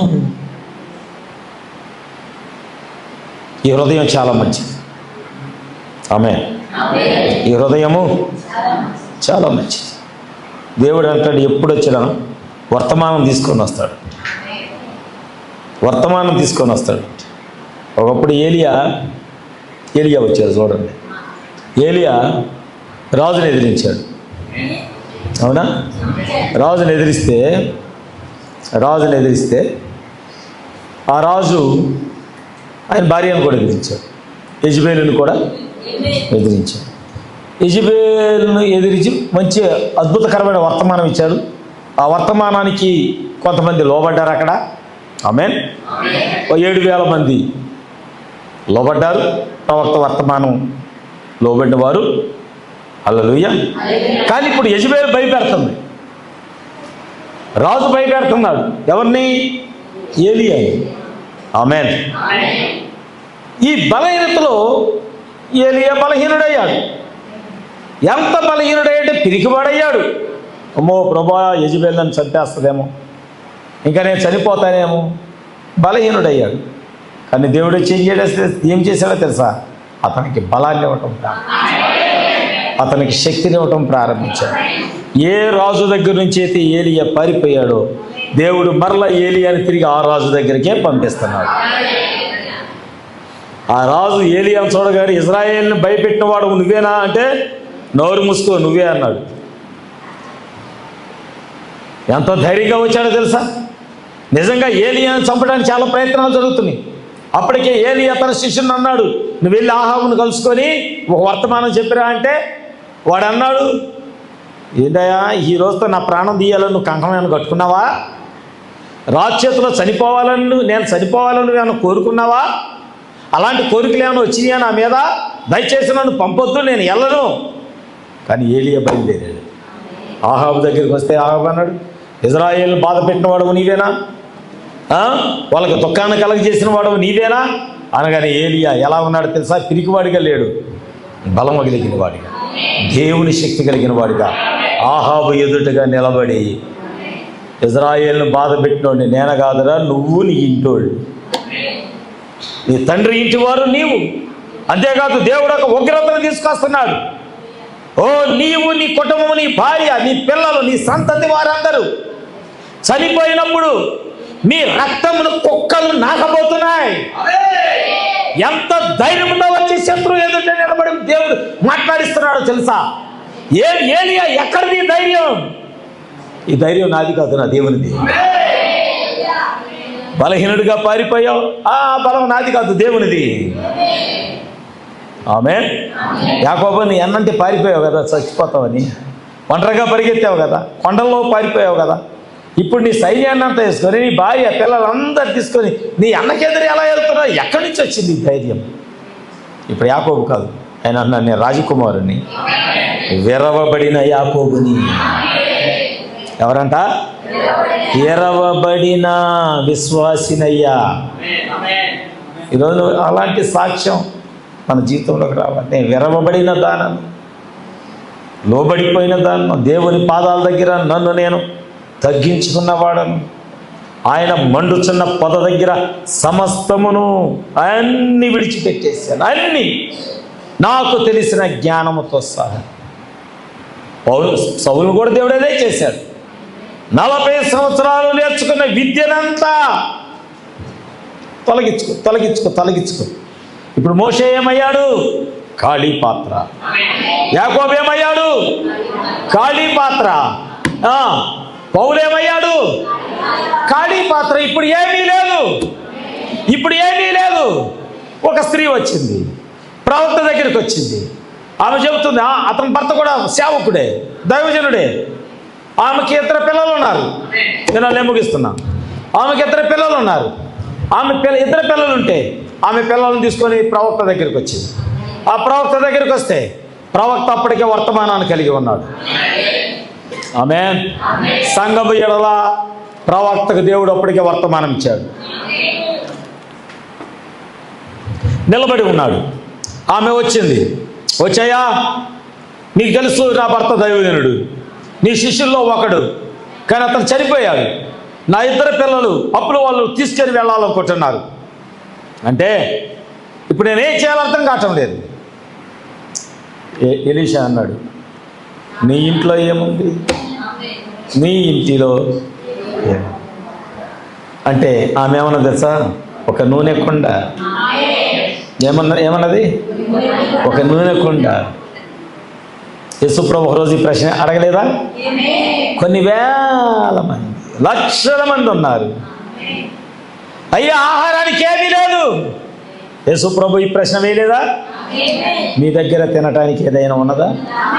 మీ దగ్గర ఏముంది? వాళ్ళు ఏమన్నారు? కొంచెం, పెద్దగా కాదు, ఏముంది?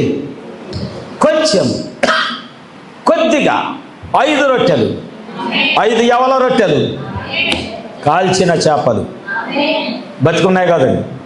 తీసుకొచ్చి పొట్టొలిసి కోసుకొని మసాలా వేసుకొని వండుకునేది. ఆల్రెడీ ఉడికినవి, కాల్చినవి అంటే ఆహారానికి సిద్ధపరచబడినవి. అవునా? కాల్చిన చేపలు 2, యవల రొట్టెలు 5. అన్ని లక్షల మంది ఉంటే కొద్దిగా ఏం చేస్తాయి? ఏం చేయగలం? కానీ దేవుడు అప్పటికే ఆశీర్వాదకరమైన వర్తమానాన్ని కలిగి ఉన్నాడు. ఆమేన్. ఆ ప్రజలకు ఆహారాన్ని ఎలా పంచాలో అప్పటికే ఆయన ఎరిగి ఉన్నాడు. ఎలీషా అప్పటికే సంఘానికి ఏది ఆశీర్వాదమో అప్పటికే ఎలీషా ఎరిగి ఉన్నాడు. ఆయన అడుగుతున్నాడు, ఏముంది నీ ఇంట్లో? నీ ఇంట్లో ఏముంది? అయ్యా నా ఇంట్లో కొద్దిగే, నా ఇంట్లో కొంచెమే ఉన్నది. ఏలియా వచ్చి అడగలేదా నీ ఇంట్లో ఏముంది? ఆ స్త్రీ అంటుంది, అయ్యా కొద్దిగా పిండి, కొద్దిగా నూనె, కొద్దిగే. ఆ కొద్దిగా నా దగ్గర తీసుకురా. ఏలియా అన్నాడు, ఆ కొద్దిగా నా దగ్గర తీసుకురా. యేసు ప్రభు అంటున్నాడు, ఆ కొంచెము నా యొద్దకు తీసుకురండి. ప్రైజ్ ది లార్డ్, హల్లెలూయా. ఆ కొంచెము నా యొద్దకు, నీ సంపాదన అంతటిలో ఆ కొంచెము 10వ భాగం నా యొద్దకు తీసుకురండి. దేవుడు దానిని ఎంత ఆశీర్వాదకరంగా మార్చబోతున్నాడంటే, ఎంత దీవెనకరంగా మార్చబోతున్నాడంటే, ఆయనకు ఖాళీ పాత్రలు కావాలి, ఆయనకు ఖాళీ గిన్నెలు కావాలి, ఆయనకు రాతి ఖాళీ బాణలు ఆయనకు కావాలి. ఎందుకంటే నింపువాడు ఆయన. ఆ స్త్రీని పిలిచాడు. ఆ స్త్రీని పిలిచి, మీరు ఎప్పుడైనా ఆలోచన చేశారా? ఎలీషాకి ఏమన్నా మైండ్ పోయిందా? ఖాళీ పాత్రలన్నీ తెచ్చి ఆ కొండలో ఉన్న నూనె పోయమని చెప్తున్నాడు. ఎంత నూనె ఉందో, ఎంత నూనె ఉంటే అంత నూనె ఉంటే పాస్టర్ గారి దగ్గరికి వెళ్ళటం ఎందుకు కదా? సమృద్ధిగా ఇంట్లో ఉంటే ప్రార్థనకి వెళ్ళటం ఎందుకు? సమృద్ధిగా నూనె ఉంటే ప్రవక్త దగ్గరికి వెళ్ళటం ఎందుకు? ఏమన్నాడో తెలుసా? ప్రవక్త వర్తమానం ఏం చెబుతావు తెలుసా? ఎలీషా పిలిచి అన్నాడంట, అమ్మా ఖాళీ పాత్రలు తెప్పించి ఒక్కొక్క పాత్రలో ఒక్కొక్క చుక్క వేయి. దేవుడు ప్రవక్తకు బయలుపరిచిన వాక్యం. ఒక్కొక్క ఖాళీ పాత్రలో అందులో ఏమి ఉండనివ్వద్దు. ఈరోజు మనకేంటంటే పాత్రలు ఖాళీ చేసుకోవటానికి రావటానికి బదులుగా మాకంతా తెలుసండి, ఈ స్వభావంతో నింపుకొని వస్తున్నావు. అందుకే దేవుడు ఆశీర్వాదకరమైన చొక్క నీలో వేయటానికి దేవుడు ఇష్టపడుతున్నాడు. లోకాన్ని నింపుకొని వస్తున్నావు, మందిరానికి వచ్చాడు. అసూయ ద్వేషాలు నింపుకొని వస్తున్నావు, ఇంకా కక్షలు, వ్యతిరేక స్వభావాలు, ఇంకా మాకంతా తెలుసండి, మాకంతా తెలుసు. అందుకే ప్రవక్త వర్తమానం ఏంటంటే ఖాళీ పాత్రలుగా రండి. ఈనాటి వర్తమానం అదే, ఖాళీ పాత్రలుగా రండి, బలహీనులుగా రండి. యాకోబులాగా, మోషేలాగానే బలహీనుడని చెప్పు. పౌలులాగా నీలో ఉన్న సమస్తమును తొలగించుకొని నీ పాత్ర ఖాళీ చేసుకో. ఎందుకంటే దేవుడు ఏమన్నాడంటే, నేను పూర్తిగా నింపను, ఒక్క చుక్కే నింపుతాను. కానీ ఆ ఒక్క చుక్క ఆశీర్వాదకరముగా ఆ ఖాళీ పాత్ర అంతా కూడా నింపబడబోతుంది. ఆమేన్. ఆయన చేతికి 5 రొట్టెలే ఇవ్వబడ్డాయి, కానీ ఆయన ముక్కలు చేయటం ప్రారంభించాడు. ఆ ముక్కలే ఉన్నది ముక్కలే లక్షల మంది తినగా ఆ ముక్కలే 12 గంపలు నింపబడ్డాయి. Praise the lord. ప్రవక్త చెప్తున్నాడు, ఎలీషా ఈ ఖాళీ పాత్రలో ఒక్క చొక్క, ఎందుకంటే నూనె కొండలో నూనె లేదు, ఇట్ట వలిస్తే ఒక్క చొక్కే పడిద్దేమో. ఒక్క చొక్క పడింది, పక్కన పెట్టు. అయ్యా బాబు ఇంకో పాత్ర, ఇంకో చొక్క పడింది, పక్కన పెట్టు. వీళ్ళు ఇస్తున్నారు, అది నిండుగా ఉంది పాత్ర. ఒక్క చొక్కేసి పాత్ర ఇక్కడ పెడుతున్నారు, ఆ పాత్ర అంతా నూనెతో దేవుడు ఏం చేస్తున్నాడంటే నింపుతా ఉన్నాడు. మళ్ళీ ఒక చొక్కేసి పాత్ర పక్కన పెడుతున్నారు, ఇంకో పాత్ర వచ్చే లోపల ఇది నిండుతా ఉంది. దేవుడు ఈరోజు నీ నుంచి పెద్ద కోరుకోవట్లా, చిన్నవి ఆ ఒక్క మొక్కే. ఈరోజు నువ్వదే కోరుకో, ప్రభు ఆ ఒక్క మొక్క చాలు, ఆ ఒక్క మొక్క చాలు ప్రభు, నేను ఆశీర్వదించబడతా. నీ పెద్ద కోరుకోవాల్సిన అవసరం లేదు, నువ్వు దేవునికి లోబడు. ఆ ఒక్క వాక్యమే. బైబిల్ మొత్తం చాలా వాక్యాలు ఉన్నాయి, కానీ ఒక్క మొక్క ఏమన్నా, ఒక్క మొక్క. అపోస్తులు 2:38. ఆ ఒక్క మొక్క చాలయ్యా నిత్యత్వానికి వెళ్తానికి, నా బ్రతుకంత వాక్యాన్ని నెరవేర్చడానికి. ఎంత పిండిలో నుంచి ఆ ఒక్క ముక్క. అపోస్తులు 2:38కి నేను లోబడతాను. అపోస్తులు 2:38 బాప్తిసానికి లోబడతాను. అపోస్తులు 2:38 మారు మనసుకు లోబడతాను. అపోస్తులు 2:38 పాపక్షమానికి నేను లోబడతాను. ఆ ఒక్క మొక్క చాలు ప్రభువా. ఎందుకంటే అది ఒక్కటి తీసుకుంటే పరలోకమే నీది. ఈరోజు నేను ఖాళీ పాత్రగా వస్తాను. Praise the lord. నేను ఖాళీ పాత్రగా వస్తా. ఎలీషా అంటున్నాడు, ఒక్కొక్క పాత్రలో ఒక్కొక్క చొక్కవే. ఏలియా వచ్చి అడిగాడు, ఆయన అప్పం మొత్తం తెమ్మల్లా, ఒక రొట్టె ముక్క నాకు ఏమన్నాడు, రొట్టె ముక్క. ఆమె అప్పటికే 2 పొలలు ఏరుకుంది. అప్పటికి ఆమె 2 పొలలు ఏరుకుంది, ఎందుకంటే తినడానికి లేదు, పాత్ర అంతా ఖాళీ. కానీ ఆయన ఏమన్నాడు, నాకు ఒక రొట్టె ముక్కను, ఆ రొట్టె ముక్కను నాకు. ఆమంది, అయ్యా లేదు. కానీ ఆయన వర్తమానం తీసుకొచ్చాడు ఆ ఇంటికి. ఆ ఇంటికి ఆశీర్వాదకరమైన వర్తమానం తీసుకొచ్చాడు. ఎందుకంటే రాత్రి నేను చాలాసేపు నేను విజయవాడ వెళ్ళాను పని మీద. వెళ్ళి వచ్చిన తర్వాత వండుకొని అలసిపోయి, ప్రభా ఈరోజు సంఘానికి ఏమి ఇవ్వాలి, 7 గంటల నుంచి 9:30 దాకా వాక్యము దగ్గర కూర్చున్నాను. ఒక్క వాక్యం దొరకట్లేదు. చాలాసేపు, దరిదాపు 2:30 గంటలు యాకోబు పోరాడినట్లు పోరాడే దేవుని దగ్గర. ఎంత వెతికిన వర్తమానం దొరకట్లేదు. పోయిన వారం చెప్పిన వాక్యము అది మైండ్లో నుంచి వెళ్ళిపోయింది. మరలా ఏం చెప్పాలి నాకు తెలియదు. అప్పుడు నేను ప్రభువుని అడుగుతూ ఉండి, ఈ లోపల ఏదో గుర్తొచ్చి మరలా ఫోన్లో ఒక వాక్యం తీయటానికి నేను ట్రై చేయగానే నాకు అక్కడ ఒక మాట కనపడింది. నీవు ఇతరులకు దీవెనకరముగా ఆశీర్వాదకరముగా నీవు ఉండాలనుకుంటున్నావా? ఈ ఒక్క మాట నన్ను పట్టుకోండి. నీవు ఇతరులకు దీవెనకరంగా ఆశీర్వాదకరంగా, ఇక్కడ మిమ్మల్ని కూడా నేను ఇదే ప్రశ్న వేస్తాను, ఉండాలనుకుంటున్నారా? ఉండాలి అనుకుంటే నువ్వు ఆయన చేతిలోకి వెళ్ళు. ఆయన ఏం చేస్తాడు? విరుస్తాడు. ఏం చేస్తాడు? నువ్వు విరవబడగానే ఆ ఒక్క ముక్క విరవబడగానే ఆ ఒక్క చుక్క ఆ పాత్ర అంతా నింపింది. ఆ ఒక్క చుక్క ఆ ఇంట్లో ఉన్న అప్పులన్నీ తీర్చింది. అప్పులన్నీ తీరిపోవటమే కాదు, వాళ్ళు జీవించినంతకాలం ఆ ఒక్క చుక్కే ఆ ఇంటికి ఆశీర్వాదకరంగా మార్చబడింది. తన చుట్టూ ఉన్న కుటుంబాలు కూడా ఆ కుటుంబమే ఆశీర్వాదకరమయ్యింది. ఈరోజు మనం కోరుకుందామా? ఆ ఒక్క ఆశీర్వాదకరమైన చొక్కగా మనం ఉండాలని కోరుకుందామా? ఒదిగిపోతానయ్యా. ఆమేన్. ఎలాగా? ఒదిగిపోతానయ్యా. నీ చేతిలో ఒదిగిపోతాను, నీ కౌగిలిలో నేను ఒదిగిపోతానయ్యా. అందరూ లేచి నిలబడ్డాం. నా మీద నీవు చూపు ప్రేమకైనా కళ్ళు చెమ్మగిల్లేనయ్యా.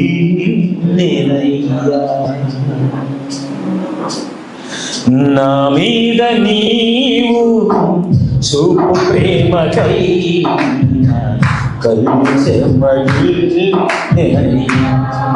నాలో ఏముందయ్యా నాకర్థం కాదయ్యా, నాలో కాదయా, జీవితాంతం నీ కౌగిలిలో నేనయ్యా యేసయ్యా, ఒదిగి పోతానయ్యా యేసయ్యా, ఒదిగి పోతానయ్యా, ఒదిగి యేసయ్యా, ఒదిగి పోతానయ్యా. నా మీద నీవు చూపు ప్రేమకైనా కళ్ళు చెమ్మగిల్లెనయ్యా, నా మీద నీవు చూపు ప్రేమకైనా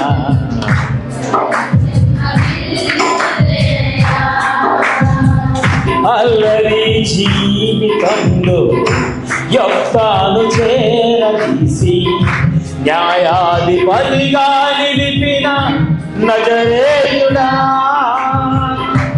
అల్లరి జీవితంలో యొప్తాను చేరదీసి న్యాయాధిపతిగా నిలిపిన నజరేయుడా, ఊపిరే నీవే పోయగా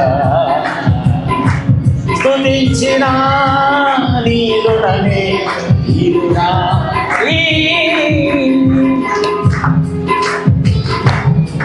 పోయగా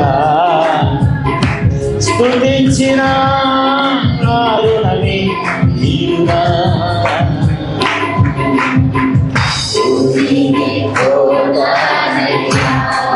యేసయ్యా,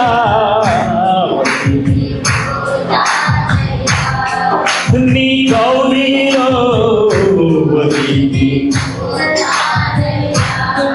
యేసయ్యా, ఒదిగి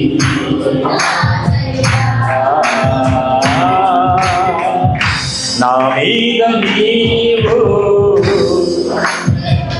చలవయ్య గారు ముందుకు రావాలి. కళ్ళు చెమ్మగిల్లెనయ్యా,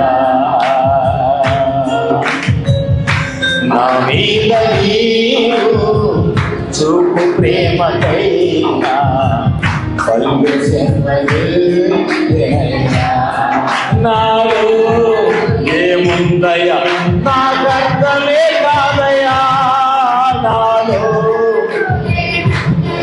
నాకు అర్థమే కాదయ్యా, జీవితాంతం నీ కౌగిలిలో నేనయ్యా యేసయ్యా. అందరం కలిసి ఒదిగి పోతానయ్యా చెప్తాం, అందరం కలిసి మాట. యాకోబు ఒదిగిపోయాడు, మోషే ఒదిగిపోయాడు, వాక్యానికి ఆ స్త్రీ ఒదిగిపోయింది, ఏలియా చెప్పిన వర్తమానానికి ఆ స్త్రీ లోబడిపోయింది, అగ్ని స్తంభం మాట్లాడిన మాటకు పౌలు లోబడిపోయాడు. నేను కూడా ఒదిగిపోతాను ప్రభువా,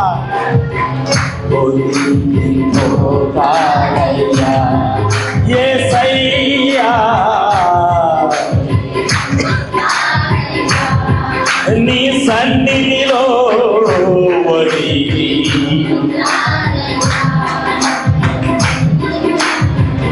ఒదిగి పోతానయ్యా యేసయ్యా,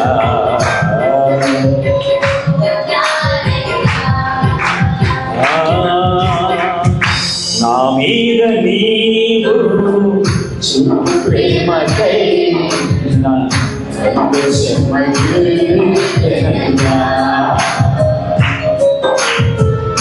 నా మీద నీవు